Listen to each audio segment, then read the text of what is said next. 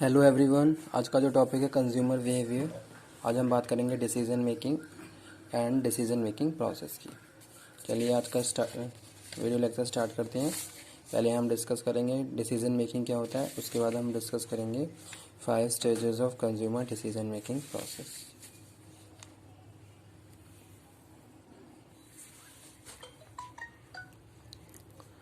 A decision is an act of selecting or choice of one of action from several alternatives। Decision making की बात कर रहे हैं तो हम बात कर रहे हैं डिसीजन मेकिंग मीन्स टू से कि हमारे पास बहुत सारे अल्टरनेटिव्स हैं। उन अल्टरनेटिव्स में से हम अपनी चॉइस के अकॉर्डिंग एक जो भी अप्रोप्रिएट है हमारे लिए उसको सिलेक्ट कर रहे हैं। तो वो क्या है हमारे लिए, वो हम डिसीजन मेकिंग कर रहे हैं। या सपोज कोई भी एक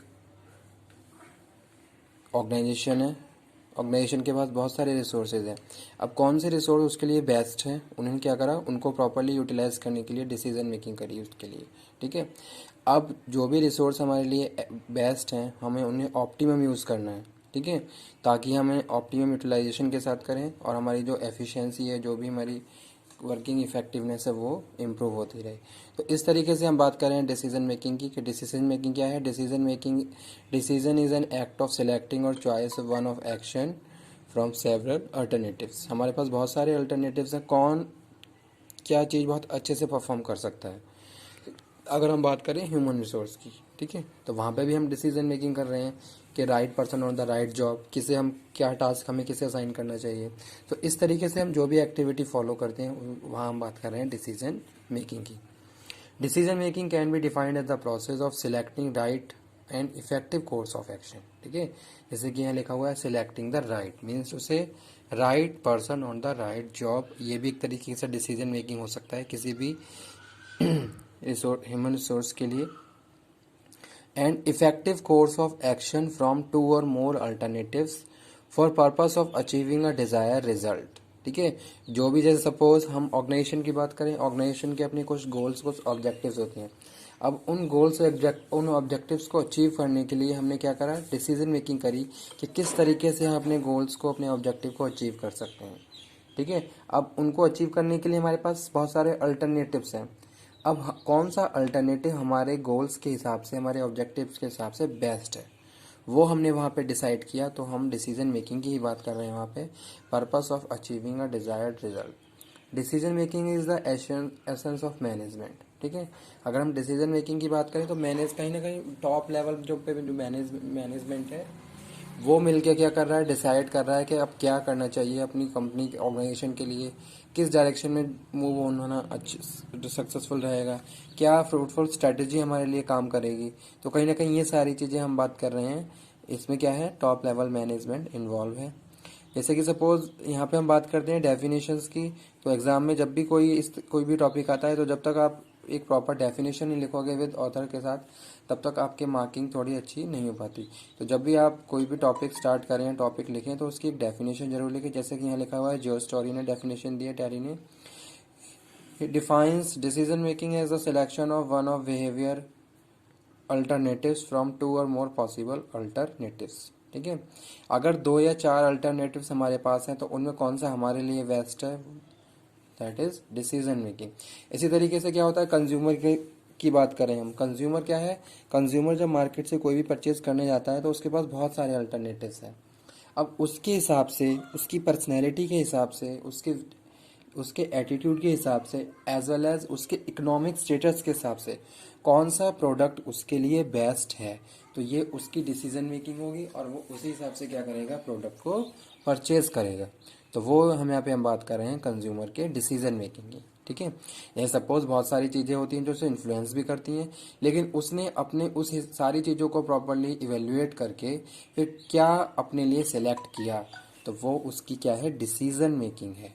ठीक है, a decision represent behaviour chosen from number of alternatives. ठीक है, मेरा जो भी बिहेवियर है, मेरा जो भी बिहेवियर जो मैं रिफ्लेक्ट कर रहा हूँ, ठीक है, तो वो मेरी क्या है, डिसीजन मेकिंग है। जैसे सपोज कभी कभी ऐसा होता है, हम कुछ भी हमारी जो फीलिंग्स होती है हमने एक्सप्रेस करते हैं, तो कहीं ना कहीं हमने उन सारी चीज़ों के लिए पहले प्लानिंग कर रखी होती है।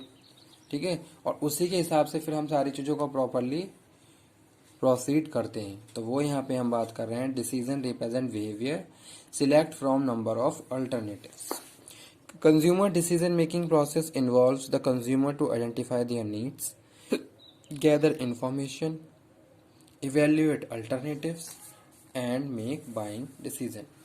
कंज्यूमर डिसीजन मेकिंग की बात करें तो हम यहाँ पे हम बात कर रहे हैं किसकी, इस आइडेंटिफाई द नीड्स, क्या नीड है, सबसे पहले नीड को आइडेंटिफाई करना है, ठीक है। उसके बाद किस तरीके से अपनी नीड को हमें उस जो पूरा करना है वो यहाँ पे हम बात कर रहे हैं। इन्फॉर्मेशन गैदरिंग, इवेल्युएटिव, ठीक है, आपने मार्केट से इन्फॉर्मेशन गैदर करी, इवेल्युएट करा बहुत सारे अल्टरनेटिव्स को, तब जाके आपने फाइनली एक डिसीजन लिया कि हाँ मुझे ये प्रोडक्ट परचेज करना है। तो वो हम बात कर रहे हैं किसकी, डिसीजन मेकिंग प्रोसेस की, ठीक है। सबसे पहले क्या है, नीड रिकॉग्निशन यानी कि प्रॉब्लम आइडेंटिफिकेशन। आपने अपनी प्रॉब्लम को आइडेंटिफाई किया, क्यों आपको ये प्रोडक्ट खरीदना है, क्या उसकी नीड है आपको। उसके बाद आपने इंफॉर्मेशन मार्केट से सर्च करी और उस इंफॉर्मेशन के बेसिस पे आपने इवेल्युएशन किया, ठीक है, और उसके बाद आपने फाइनली उस प्रोडक्ट को परचेज करने के लिए डिसीजन लिया। अब यहाँ पे हम बात कर रहे हैं 5 stages of consumer decision making process, ठीक है। कौन कौन से 5 स्टेजेस हैं, नीड रिकॉग्निशन, जी हाँ यहाँ पे हमें नीड रिकॉग्निशन करना है, प्रॉब्लम आइडेंटिफाई करना है। अगर हम कंज्यूमर बिहेवियर की बात करते हैं तो जितने भी यहाँ पे हम प्रोसेस पढ़ेंगे तो सबसे पहला स्टेप्स हमें यही है, नीड रिकॉग्निशन, प्रॉब्लम आइडेंटिफिकेशन, यानी कि एक हमें क्या करना है, अगर हम डिसीजन मेकिंग की बात कर रहे हैं तो पहले नीड रिकॉग्नाइज होनी चाहिए प्रॉपरली। अब आपको अपनी प्रॉब्लम को प्रॉपरली आइडेंटिफाई कर लेना है कि क्या प्रॉब्लम है, प्रॉब्लम एक्चुअल में है क्या प्रॉब्लम, तभी आप उससे रिलेटेड बेस्ट अल्टरनेटिव्स और इन्फॉर्मेशन गैदर कर सकते हो, ठीक है।